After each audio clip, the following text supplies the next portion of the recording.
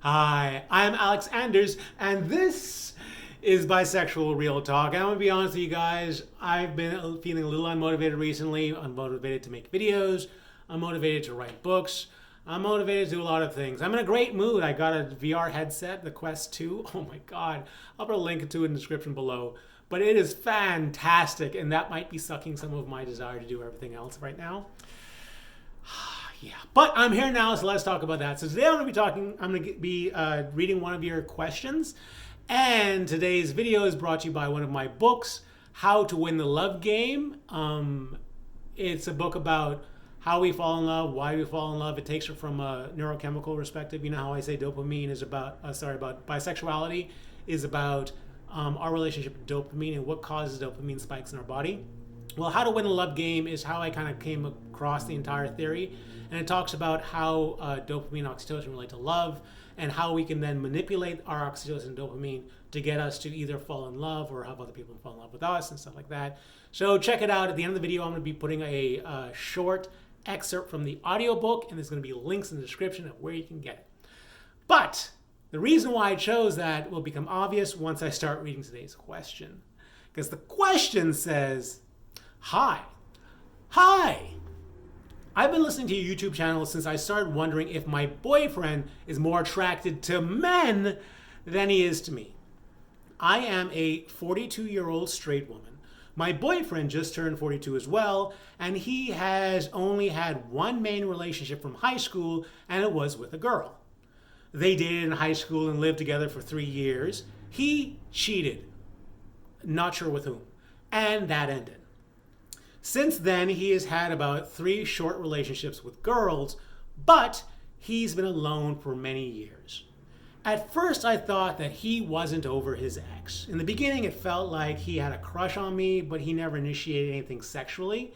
It was more like he went along with it if I started it, and he often had difficult times getting hard and would act embarrassed about it. By the way, people, this question is probably not for the younger folk because it's going to mention words and get into situations that are kind of adult in nature, just so you know. Continuing. I like to communicate and be open, so I told him that I liked him a lot and didn't care. When I first said it, he replied that he had testosterone issues, and I believed him. But as the relationship grew, I noticed things were not evolving normally. Now, a year later, it's obvious that he never initiates sex. It's always me. He just says that he just lays there with his eyes closed until one of us finishes, and it's usually him and fast. He doesn't like kissing. He doesn't take off my clothes. He doesn't reach to touch me. He has no interest in my breasts and doesn't touch them, and he doesn't even look at them. Recently, he started touching my asshole, and it seems to be the only thing that turns him on. When he is trying to put his finger in my ass, he will come. He doesn't even care if his dick goes in my vagina. And if I try to put it in, he says no. I started getting more concerned that if I don't initiate sex, he wouldn't. A whole month can go by, and he doesn't even act like he's horny ever. And because of that, I decided to check his phone. I discovered that he had signed up for webcam sites. On one of them, he posted an ad that read, "Show me yours." I'm a straight guy, yet totally turned on by a smooth ass on a guy. I imagine myself squeezing one and even slipping a finger in. I also saw a couple of pictures he was looking at of men wearing women's underwear. That's when I started monitoring the Ring camera at the house, and it turned out that he jerks off almost every night around 30 minutes before I come home. So that's why when I try to get some, he turns me down and always says he's tired or has a stomach problem. When I confronted him about the classified ad, he denied it and then told me it was a long time ago. He said he posted it because he had watched a porn and was just being kinky, but that he isn't gay.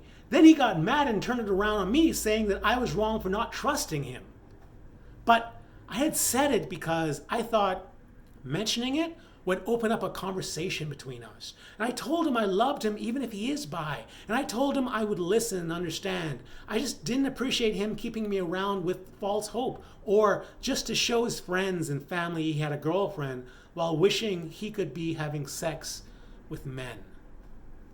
When I saw your video with the doctor, I related to the bi man that is emotionally attracted to women, but he is mainly sexually attracted to men.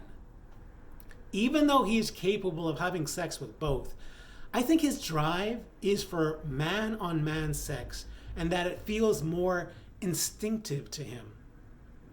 I don't think he has had sex with a man yet. I can tell he's afraid of people's reactions. Before he dated me, he told me a story about a trans person, about taking a trans person to a hotel on a vacation.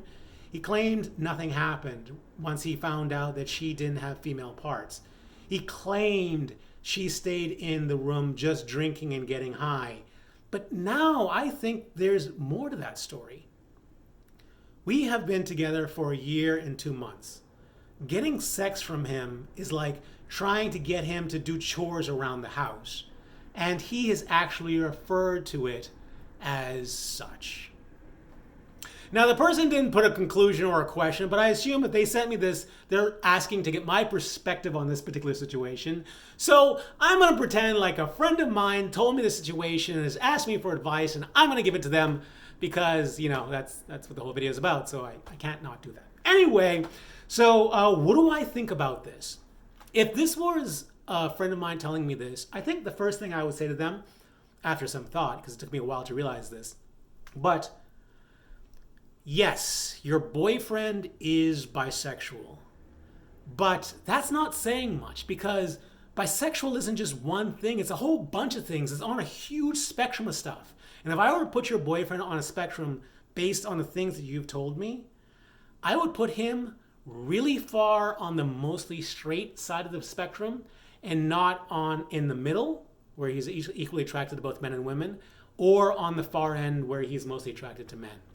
So, to be honest with you, I know you're probably afraid of him leaving you for a guy or something along those lines, or him wanting to have sex with men. But the thing is, my belief is that if he ever left you for a guy, he would leave you for a guy and then later on leave that guy for a woman.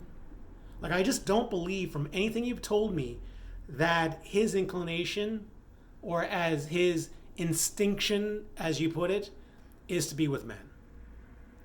And there's a lot of reasons why I said that. Now, you might be saying, okay, well, if that's not the case, then what is going on with the situation? Honestly, I think he might have had it right and clear and have been really honest with you when he first said to you that the problem is testosterone. Now, this is why the reason why I suggested my book, How to Win the Love Game, because I go into testosterone and dopamine and oxytocin and a lot of details and how it kind of relates to this. But I'll kind of give you kind of the breakdown of what testosterone does. Because it's not what most people think. Most people think that testosterone and sex drive has a one-to-one relationship. So you increase testosterone, you automatically will increase your sex drive. But that's not the way it works. Testosterone actually has a couple of things that it does. It decreases the functioning of one part of your brain while activating the function of another part of your brain, while making yourself more craving dopamine. So the part of the brain that the testosterone suppresses is the part of your brain for thinking. So people who have a lot of anxiety issues, who overthink things, they tend to have lower testosterone, because high testosterone tends to shut off that particular part of the brain, that anxiety and thought after thought after thought, always thinking sort of thing. It slows that part down, which leaves you open to the part of your brain that kind of it invigorates, which is the part of the brain that allows you to seek pleasure. So testosterone lowers your thinking ability and increases your desire for pleasure. Now, for a lot of people, that relates to sex, because what gives a lot of people pleasure? sex gives them pleasure, especially when you're young. When you're young and you have no experiences on anything, like any kind of sexual anything is super intriguing. It spikes your dopamine. So high testosterone means that you're more likely to chase sex because of it. But as a person gets older, and you said your boyfriend's 42, which is not really that old, but still young and old enough to have the experiences I'm about to explain.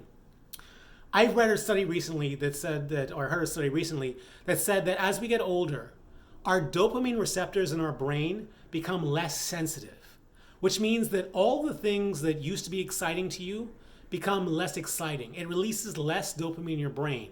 And one of the things as you get older, and this is just a sad fact for you guys who might be, well, all guys who are watching this are going to get older, but that also relates to the sensitivity of your body parts, including your penis. So the older you get, yes, the neuroreceptors in your penis remain the same, but it goes to the same dopamine receptors in your brain, and it just becomes less pleasurable to do things with your penis because the dopamine in your brain has been downplayed a little bit. And what does that relate to this situation? It means that even if he were to increase his testosterone, which he could possibly do, it doesn't mean that it'll increase his sex drive, because it'll just increase the things that give him pleasure. And let's say the older you get, the less pleasure sex is.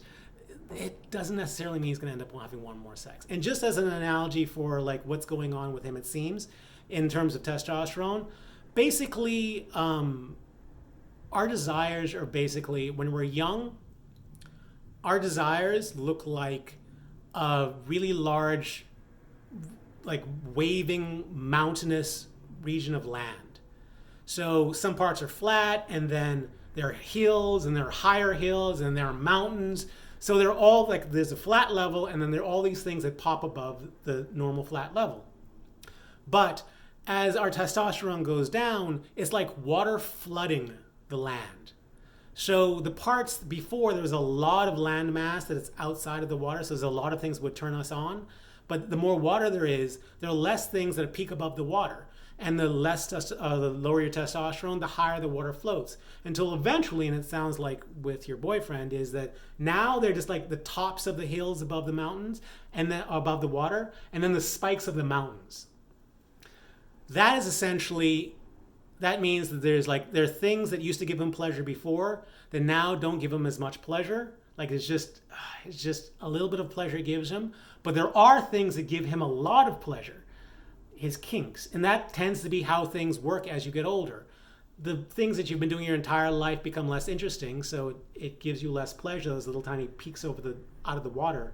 But you still have these things, these big mountainous kinks that will give you a lot of pleasure. So his attraction to women is along the lines of,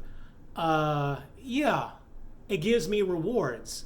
So he's going to have sex, but he's not going to work for it, because the work-reward ratio that he's feeling right now is way off. The work that he has to put into having sex in order to get the pleasure that he has because of his level of testosterone at this point is just, the equation does not work out.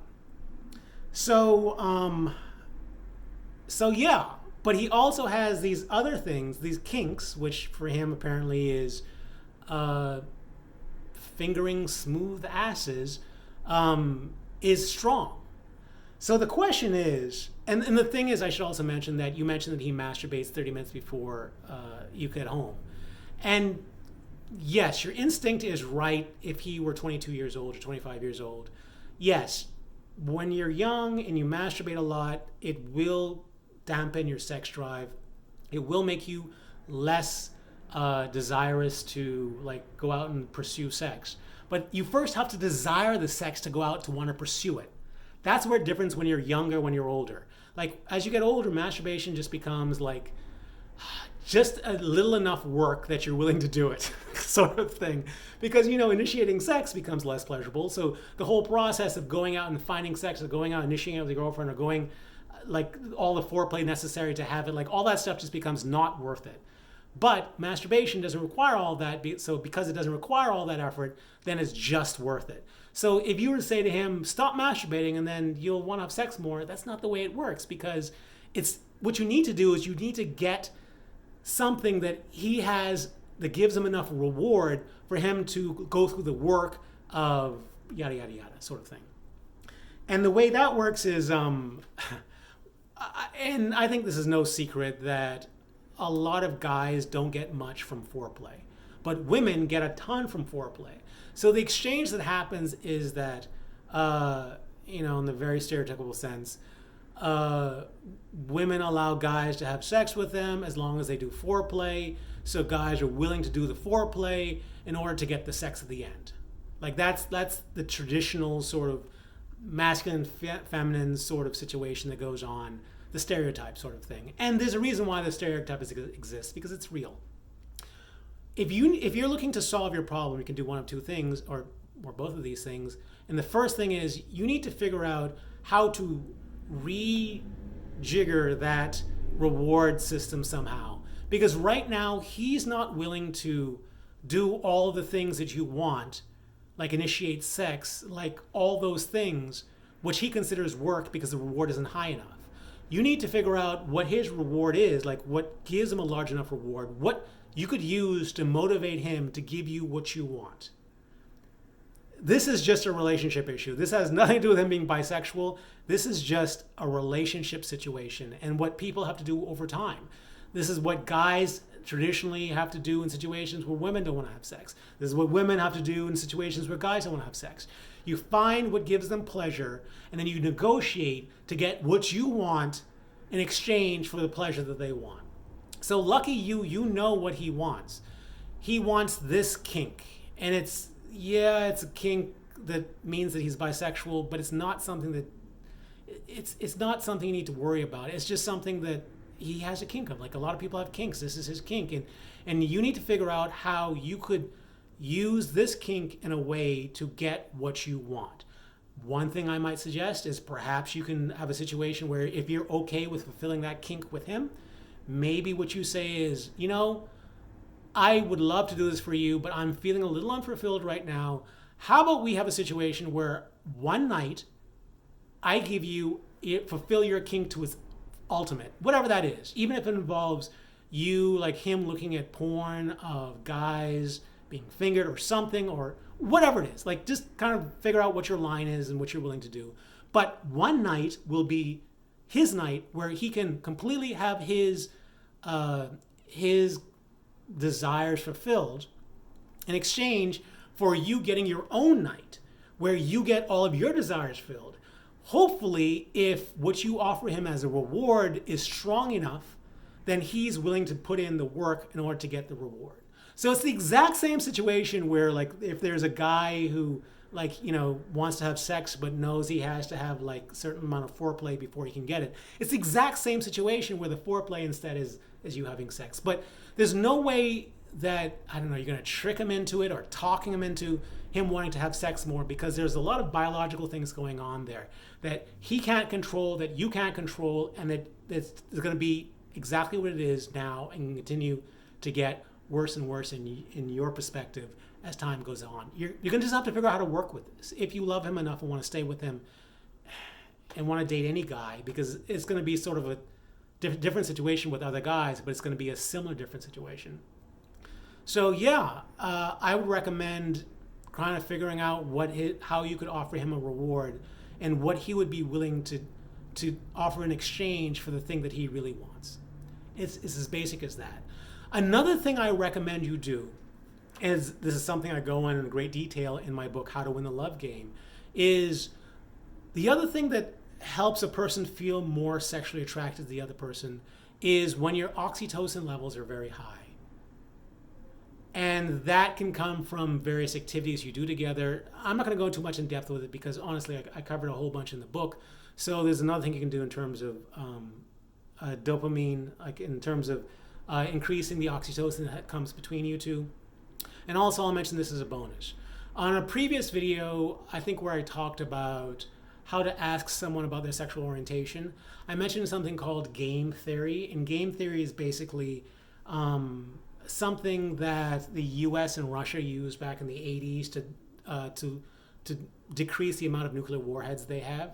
What they would do is they came up with a treaty, and it was trust but verify sort of situation where one country started by eliminating like 5 nuclear weapons, and the other one would release would get rid of 7 nuclear weapons, and another one would do 11, the next one would do 13. So it's kind of like a trust but verify situation where you don't have to trust the person that much in order to start building trust between the two of you.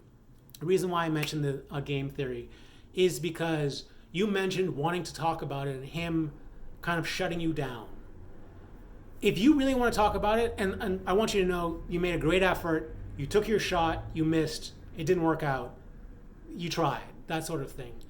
But if you want to try again, the way you might more successfully get him to talk about what he's thinking and feeling is by doing game theory. And that involves not just you saying something, expecting him to spill his guts and talk about the things that he's been struggling with probably for years, for decades probably, in one go, instead of like trying to expect that huge reveal of information. Perhaps what you can do instead is to start off slow in a game theory sort of way, where you decide one day to share something along the same lines that seems as personal to him, and either ask him specifically about not the whole thing, not the all of everything he's ever thought and done, but have a little tiny aspect of it where what you think that he could perhaps share without feeling too vulnerable.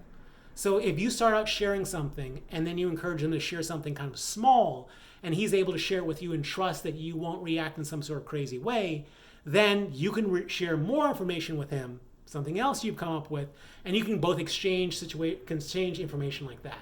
This is a way of building up trust where there is no trust. And with a lot of people who have had secrets and kinks their entire life, there's a lot of self-hatred and mistrust and just all these things built in there.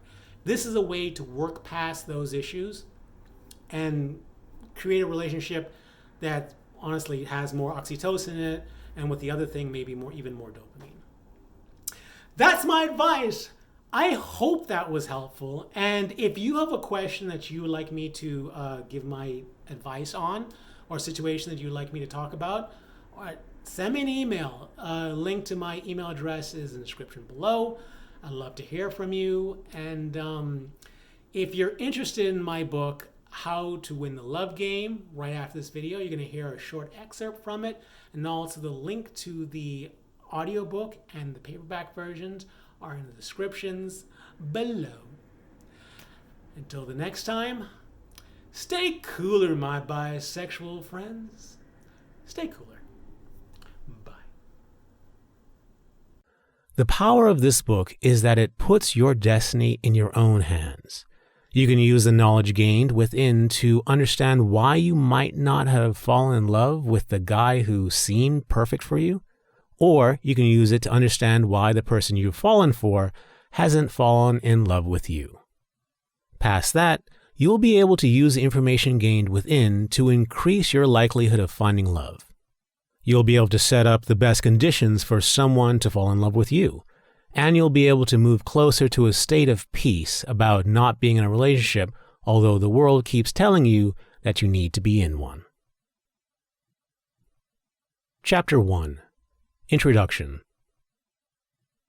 My biggest pet peeve whenever someone is describing how to play a new game is when they don't start off by stating the game's premise. For that reason, I won't assume that you have the same definitions of love that I do. So, in the following chapter, I will do what poets and philosophers have tried to do for thousands of years. I will define what love is.